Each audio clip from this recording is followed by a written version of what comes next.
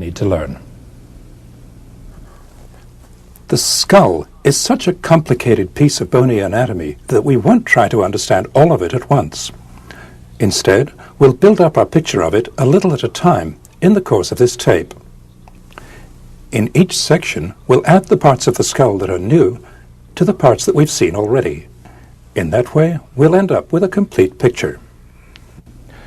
In this first section, we'll look at the way the head is attached to the body and how it moves. We'll start by looking at the bones that are involved, then we'll look at the joints and ligaments that connect them. After that, we'll look at the muscles that maintain the position of the head and cause it to move. The bones that are involved in support and movement of the head are the thoracic and cervical vertebrae, the upper ribs, the clavicles, and this part of the underside of the skull that's called the occiput.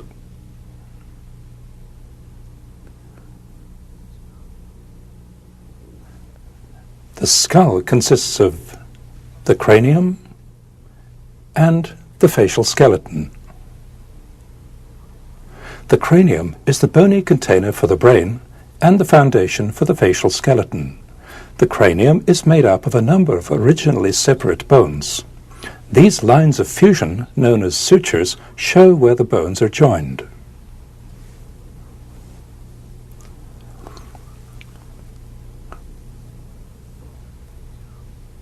The principal bones that form the cranium are the occipital bone behind and below, the parietal bone and temporal bone on each side, the sphenoid bone, and the frontal bone.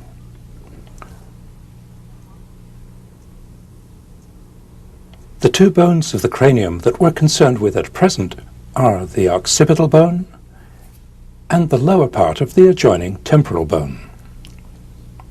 To see the full extent of the occipital bone, we'll take the mandible out of the picture. The occipital bone extends all the way from here at the back to here underneath. The most striking feature of the occipital bone is this large opening, the foramen magnum, through which the spinal cord and its accompanying structures pass. The part of the occipital bone in front of the foramen magnum is called the basilar part, often referred to as the base of the occiput.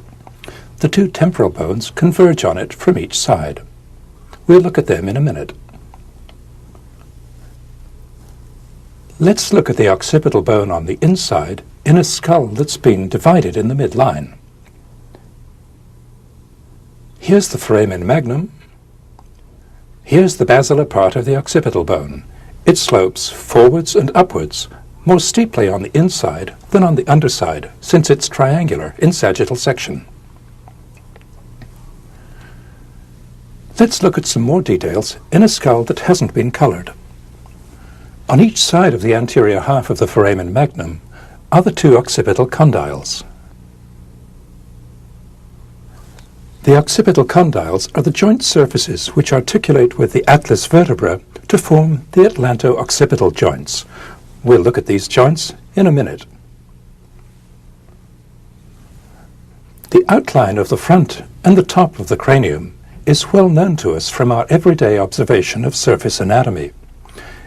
It's perhaps surprising to see how far round the back of the cranium curves, and what an extensive overhang there is behind.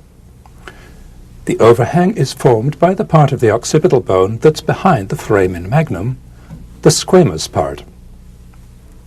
The overhang is obscured by the neck muscles that are attached to this broad area on the occipital bone. The bone bears the marks of their attachment.